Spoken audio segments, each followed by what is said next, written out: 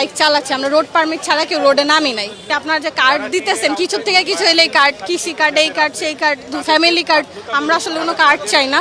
আজকে এসেছে, আজকে আমরা একটা মানববন্ধন করছি, সেটা হচ্ছে বাইকারদের যে অতিরিক্ত কর পাশ করার একটা করতেছে, তারা চলতেছে, আমরা চাই এটা পাশ না হোক। এটা আমাদের জন্য একটা জুলুম, কারণ আমরা ট্যাক্স দিয়ে অলরেডি বাইক চালাচ্ছি, আমরা রোড পারমিট ছাড়া কেউ রোডে নামি নাই।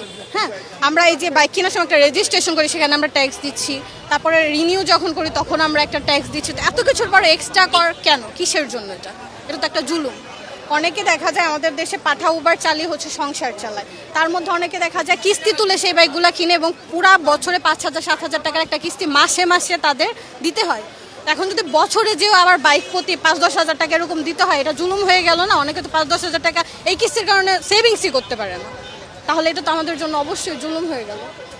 এত টাকা দিয়ে আসলে বাইক কিনে 3 গুণ বেশি ট্যাক্স দিয়ে বাইক কেনার পরে আসলে এই ট্যাক্স তো আসলে আমাদের দেশের কাজে উন্নয়নের কাজেই লাগে, সেখানে এই ছোট ট্যাক্সটার জন্য আসলে হঠাৎ করে কেন? আপনাদের পিছনে কি কেউ আছে কিংবা কেউ আসলে ট্যাক্স দেওয়ার কি আর জায়গা নাই?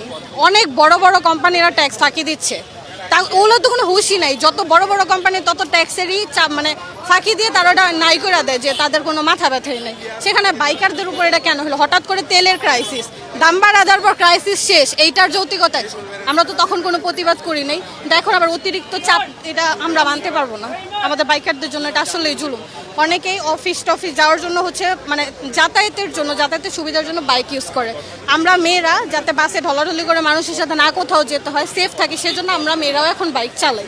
হ্যাঁ, তো এটা তো আমরা একটু যাতে সেভিংস হয়, আমাদের বেশি খরচ না হয়, কারণ অন্যান্য পরিবহন উঠলে কিন্তু আমাদের খরচটাও বেশি হয়। বাইকে একটু তেল ভরি আমরা আমাদের গন্তব্যে পৌঁছাই দিই, খুব সহজ একটা মাধ্যম। তো এটার উপরেও যদি করারোপ করে আরও খরচটা বাড়ায় দেওয়া হয়, তাহলে আমরা বাইকই চালাবো না, বাইক চালানো সবাই বন্ধ করে দেবো। তখন সরকার কীভাবে ট্যাক্স নেবে, কার থেকে নেবে? আগে লাইসেন্স থাকতে 200 টাকা খরচ হলো, এখন সেটা 5,000 টাকায় পৌঁছে গেছে। 1 লক্ষ থেকে 40,000 টাকা আসলে বাইকের আমরা ক্রয় করতে পারি। শুধু সরকারি ট্যাক্স দিয়ে আমরা লাইসেন্স বা রেজিস্ট্রেশন কিছুই করি না, এক্সট্রা দালালরা অনেক টাকা খেয়ে ফেলে। আমাদের দেশে কোনো কিছুই নিয়ম মতো হয় না, তো এরপরে এগুলো আসলে কিভাবে মানবে? এখন আবার অতিরিক্ত কর বাইকারদের উপরে। এখন এই যে হায়ার সিসি যখন বের হবে, তখন কি করলো? 350 সিসির উপরে হায়ার সিসি আসবে না বাংলাদেশে, এটাও বন্ধ করে দিচ্ছে। মানে সব কিছু বাইকারদের উপরে, যে আপনারা এটা করতে পারবেন না, সেটা করতে পারবেন না। এগুলো বাইকারদের সাথে কেন করা হয়? আমাদের দেশে অটো দিয়ে ভরা, তারা বলতেছে অটোকে ট্যাক্স দিবে, মানে অটো তাদেরকে ট্যাক্স দিবে, অটোকে পারমিট দিয়ে দিবে রোডে। এমনিই ভাই অটোর জ্বালায় বাঁচতেছি না, এদিক দিয়ে সেদিক দিয়ে হাঁটা যায় না, এলাকাতে এত বেশি অটো ফ্লাইওভারে উঠে যাচ্ছে, এজন্য অ্যাক্সিডেন্ট হচ্ছে। অটো হাইওয়েতে উঠে যাচ্ছে, আমরা ঠিকমতো যাতায়াত করতে পারতেছি না। অটোর থেকে ট্যাক্স নেওয়ার মানে কি? আপনারা তো অটো বন্ধ করবেন, আপনারা সেই ব্যবস্থা করবেন, সেটা না করে আপনি অটোকে পারমিট দিয়ে দিচ্ছেন রাস্তায় চলার, তখন তো তারা আরো মাথায় উঠে যাবে।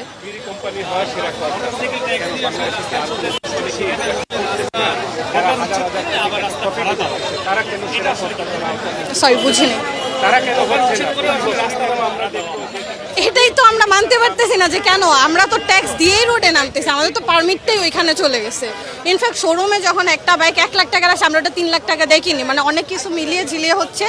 আর সেখানে কত টাকা যায়? 3 লাখ টাকা চলে যায় 1 লাখ টাকার বাইক কিনতে। হ্যাঁ, আমরা যেটা দেখতেছি, আমরা যেটা করতেছি, এত টাকার ট্যাক্সগুলো আসলে কোথায় যাচ্ছে? তাহলে এই ট্যাক্সগুলো কোথায় যাচ্ছে? এটা আমার সরকারের কাছে প্রশ্ন। এবং আমি আবারও বলতেছি, আপনারা যে কার্ড দিতেছেন কিছু থেকে কিছু এলে কার্ড, কৃষি কার্ড, এই কার্ড সেই কার্ড, ফ্যামিলি কার্ড, আমরা আসলে কোনো কার্ড চাই না। আমাদের লাইফে আমরা সচ্ছলতা চাই, আমরা চাই দ্রব্যমূল্যের দামটা কমে যাক, আমরা চাই একটা নিরাপদ সড়ক, যেখানে অটো থাকবে না, অটো মুক্ত একটা সড়ক, রিক্সা থাকুক। আগে যেরকম চলতো এলাকা ভিত্তিক একটা শান্তি ছিল, আমরা ওই শান্তিটা আবার ফিরেছে।